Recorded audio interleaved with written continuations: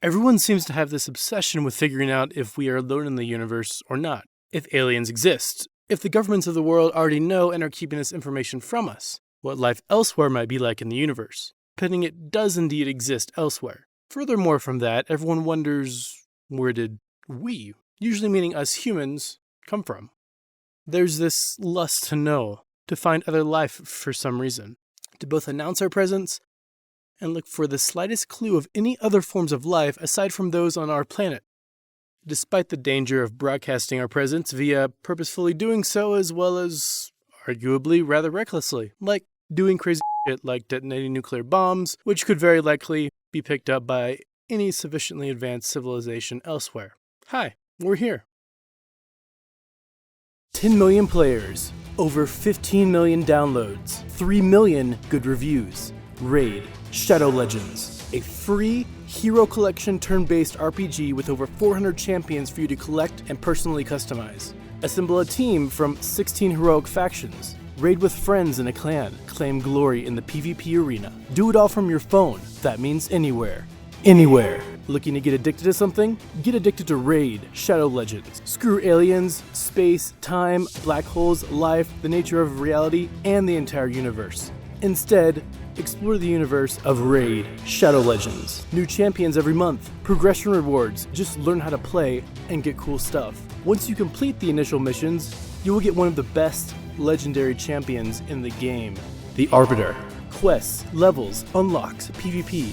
This game is growing super fast. Here, you can even check out this super cool roadmap that they published showing the journey you'll be taking once you too get addicted. What are you doing? Go and click on the link in the description. You will get 50,000 silver and a free epic champion as part of the new player program to start your journey. Go! Do it now! Now! But why?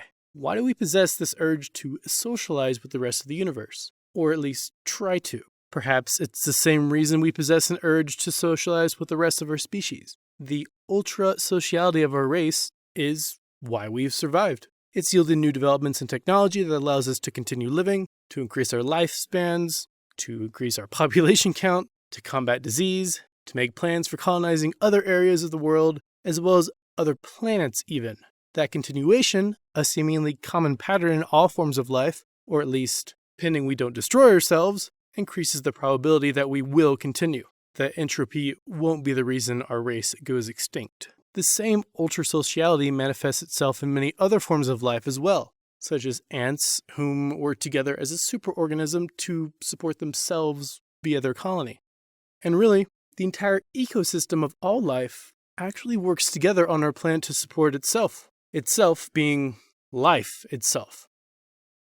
I'd argue that life seeks other life because in doing so, it becomes more aware and conscious about the environment it's found itself in, the universe.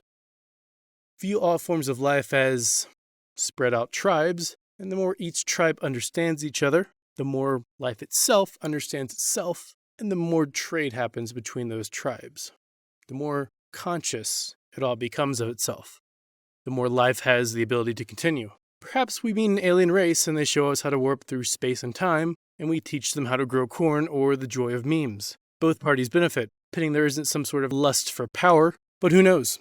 Then again, understanding something so foreign, I'd say for any form of life is going to naturally, at first, put them on edge.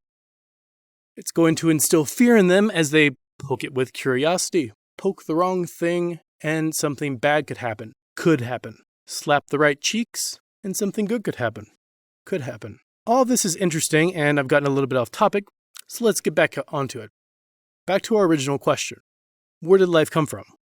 Well, it either began here via a mythical occurrence that has never been witnessed by anyone and has not yet or possibly ever will be recreated in a laboratory known as Abiogenesis, which literally translates into the beginning of life from without life. Something that had to happen because otherwise we wouldn't exist. And I think we count as life, or abiogenesis occurred somewhere else in the universe, somehow spread around the universe, similar to the many ways plants have their seeds spread, such as the wind, squirrels, insects, drones, etc. Found it to be a suitable habitat, just like how if you take seeds of plant and expose them to water, the seeds are programmed to then begin sprouting, to begin germinating. But without water, they just lay in a dormant state. The spreading of life around the universe in this way is known as panspermia. Pan translates to all here, and spermia translates to seed. That's the end of your Latin lesson for today, kids. So which one of those two options occurred? Because for life on Earth, it either had to spread here from somewhere else or begin here from inert materials like rocks, water, other chemicals / elements, etc.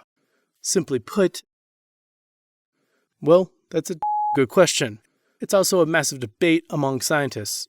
I love using the word scientists. It's like saying allegedly smart people.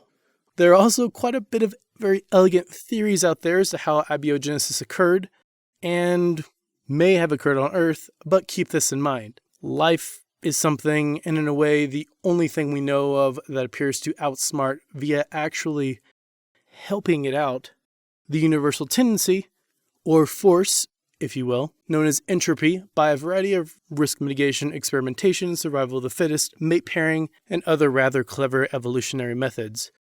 But really just by surfing entropy.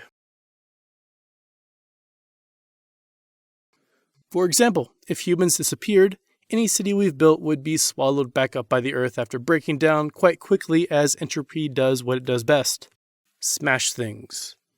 Over time, of course, but life has been on this planet for about as long as Earth itself has existed, about 4.2 billion years, at least according to this paper published in Nature, where the researchers found evidence of it living in hydrothermal vents deep underneath the ocean and eating the oxide forms of various rocks and stuff to glean energy from the chemical bond contained within. Bear in mind, the Earth is estimated to be about 4.5 billion years old, and life about 4.2, at least by our current research. Earth, 4.5 billion years old. So yeah, life has lasted on this planet for, as I said, nearly all of its existence. Life is pretty chemically complex as well. I mean, it's much more complex than these rocks here, or these rocks I put in water here. Or these rocks I put in water here and threw a battery into to spark life like a deity would. I mean, look at this DNA molecule I found in the Microsoft 3D Paint store. Try having something like that just randomly assemble itself. It's like dropping a bunch of bricks, and of course other materials, from the sky and having them land just perfectly to assemble the Taj Mahal. Basically, the seemingly impossible odds of life randomly assembling itself together without an intelligence doing it. And don't you dare use what I just said as an argument for a creator, because then who made the creator? And we don't know how to make life without life first, and us humans are, I think, reasonably smart. Appears to be slim, unless you have something as big as the universe experimenting everywhere to get a bit of a statistical advantage on hitting that jackpot. Or abiogenesis is much more common than we think and occurs often in the right conditions. I'll go with some theories of how that may have happened in another video, but for now, what about the idea that life spread to Earth or the seeds of life spread to Earth, i.e. panspermia? I'll admit I'm a little biased towards the idea up front. In fact, I may have fallen prey to a bit of confirmation bias, but I'll let you decide. First off, consider that life requires some sort of energy to live. Due to the fact that it can't glean energy and use all of it with 100% efficiency due to X law, or perhaps better stated, life also requires somewhere to dump the energetic byproducts that make it go, like heat. If an active form of life had nowhere to put these energetic byproducts and to do so at a certain rate, such as heat, then heat would just keep building up and the life would die. Just like your computer needs somewhere to dump the heat it generates as a byproduct of functioning, and to do it at a certain rate to maintain the way it works. So does life. Just like electricity is actually a flow of electrons losing energy states as they pass through whatever you want them to power and then they flow back into the other prong in the wall, life also needs this other prong to flow back into. Now, the well-cited study here that discovered evidence of life up to 4.2 billion years old lived deep in the ocean near hydrothermal vents. Seeing as early in Earth's life it experienced a heavy bombardment phase where it was constantly being pummeled by meteors, deep underwater hydrothermal vents offer a relatively safe haven from the Armageddon above. They also offer, via geothermal means, energy at a high state as well as a place for it to be dumped into, the surrounding ocean. Furthermore, many forms of microscopic life, such as bacteria, have been shown to remain in cryptobiotic and other very tough states where their DNA is protected. and they could easily survive the harshness of outer space.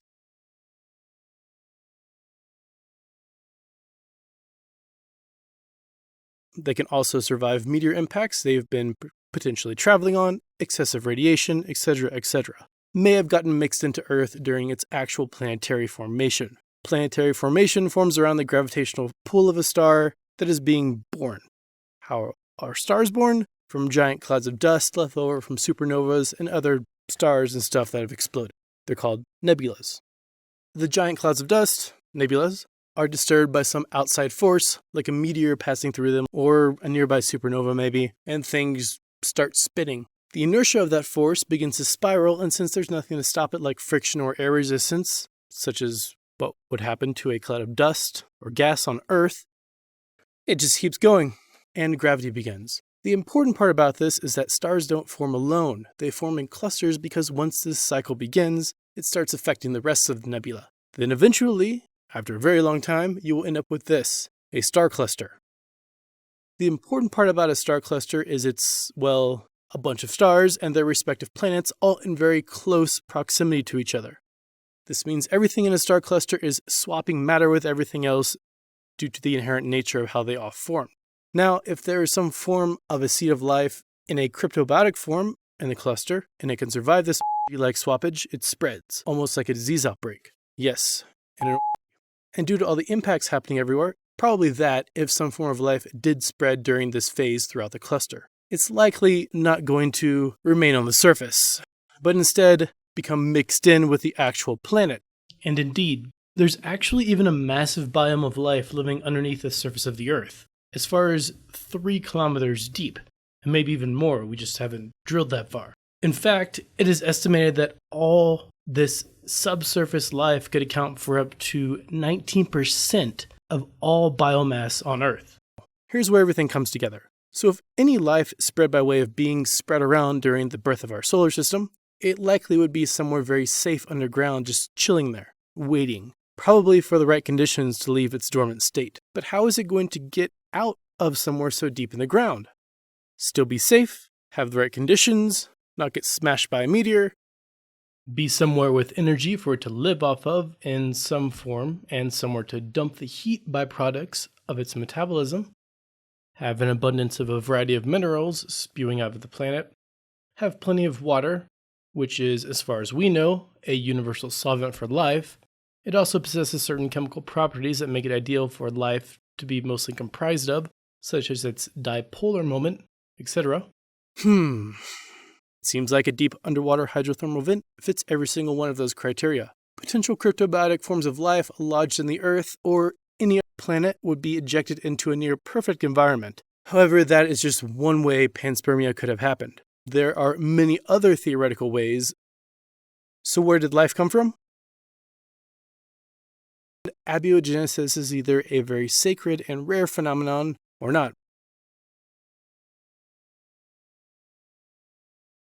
One way life could have spread is by an intelligent species by means of directed panspermia, whereby a civilization not much more advanced than ourselves could seed a gigantic star-forming nebula intentionally. Actually, we even already have the technology to do this ourselves. But how?